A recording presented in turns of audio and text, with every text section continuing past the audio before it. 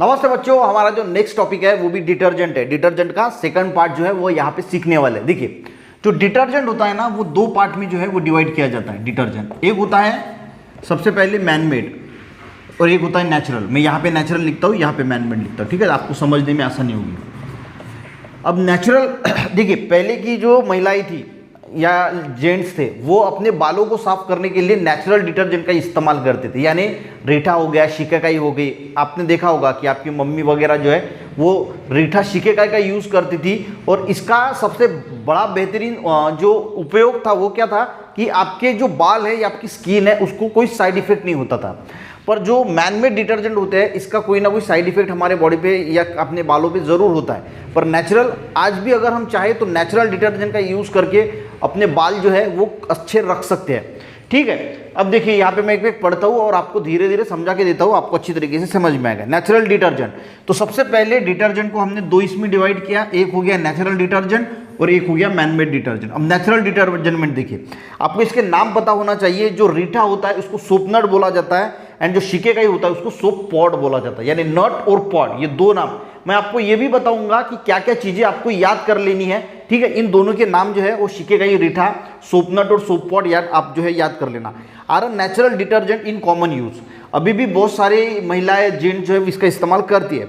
They contain chemical name saponin. अब इसमें natural detergent जो है इसमें कौन सा केमिकल होता है? सैपोनिन। तो ये भी आपको पता होना चाहिए कि जो रीठा होता है, शिकेकाई होता है, इसमें कौन सा केमिकल, ये पूछा जा सकता है कि कौन सा केमिकल है, तो सैपोनिन नाम का केमिकल होता है, ये आपको पता होना चाहिए। अब यहाँ पे देखिए, soap nut and soap pod do not have the any harmful effect on human skin और सिल्क और उलन थ्रेड और क्लोथ। तो देखिए, हमें पता है कि जो हम आजकल जो सोप यूज करते हैं, जो वो हार्ड सोप होती है, वो जो यूज करते हैं तो उसका कपड़े की शाइनिंग चली जाती है, कपड़े पे उसका इफेक्ट होता है और उसी तरह हमारे स्किन पे भी उसका इंपैक्ट देखने को मिलता है। पर जो नेचुरल डिटर्जेंट है, रीठा है, शिकेकाई है, तो इसका कोई भी बुरा इफेक्ट हमारे कपड़ों पे या हमारे स्किन पे, हमारे हेयर पे हमें देखने को नहीं मिलता। तो ये यूज करना हमारे लिए काफी अच्छा होता है। अब यहाँ पे अगर हम मैनमेड डिटर्जेंट की बात करें तो इसमें दो आता है, एक होता है सोप और एक होता है सिंथेटिक डिटर्जेंट। एक होता है सिंथेटिक डिटर्जेंट। इसको समझते हैं कि ये दोनों में क्या डिफरेंस है। सबसे पहले हम बात करेंगे सोप। सोप दो प्रकार की होती है, एक होती है सॉफ्ट सोप, सॉफ्ट जो हम हमारे बाथिंग पर्पस के लिए ह्यूमन यूज करते हैं, यानी हमारे बाथिंग पर्पस के लिए हम सॉफ्ट सोप यूज करते हैं, और एक होती है हार्ड सोप। तो ये हार्ड सोप हम कपड़े वगैरह धोने के लिए यूज करते हैं। तो सोप समझ में आ गई। सोप में भी मैनमेड डिटर्जेंट में दो टाइप है, सोप और सिंथेटिक डिटर्जेंट। यहाँ पे सोप एक सॉफ्ट होती है, एक हार्ड होती है। सॉफ्ट सोप हम किस लिए इस्तेमाल करते हैं? हमारे लिए, हम बाथिंग पर्पस के लिए जो हमारे लिए खुद के लिए यूज करते हैं वो सॉफ्ट सोप होती है। और हार्ड सोप कौन सी होती है? जो हम कपड़े वगैरह धोने के लिए यूज करते हैं उसको बोला जाता है हार्ड सोप। अब देखिए, manmade detergent soap. Soap is a manmade detergent which has been used in ancient times, और ये एंशिएंट टाइम से जो है वो यूज की जा रही है। It is believe that the soap was invented in the about, ऐसा बताया जाता है कि 2000 साल पहले से सोप का जो है वो इन्वेंशन हुआ है। In those day the soap is prepared using animal fat and wood ash. तो आपको ये भी पता होना चाहिए कि 2000 साल पहले जो एनिमल का फैट होता था और वुड की जो ऐश होती थी उससे सोप बनाई जाती थी। Today we come across the variety. अभी की बात करें, देखिए सोप जो है वो पहले के ज़माने में किससे? एनिमल फैट और वुड ऐश, इससे बनाई जाती थी। ये भी आपको याद होना चाहिए। तो तीन चीज़ें मैंने आपको बताई कि पहले सैपोनिन जो है वो इसका इस्तेमाल किया जाता था एनिमल एंड सोप बनाने के लिए। पहले के ज़माने में क्या यूज़ किया जाता था? तो animal fats and wood ash. अब देखिए टाइप्स ऑफ सोप, जैसे मैंने बताया कि हार्ड सोप और सॉफ्ट सोप है। अब देखिए इसमें डिफरेंस क्या होता है। Hard soap is use for washing cloth, it is sodium salt of fatty acid. तो ये आपको पता होना चाहिए, यहाँ पे जो हार्ड सोप है यहाँ पे प्रेजेंट होता है sodium salt of fatty acid, यानी यहाँ पे सोडियम सॉल्ट प्रेजेंट होता है और सॉफ्ट सोप में पोटेशियम सॉल्ट प्रेजेंट होता है।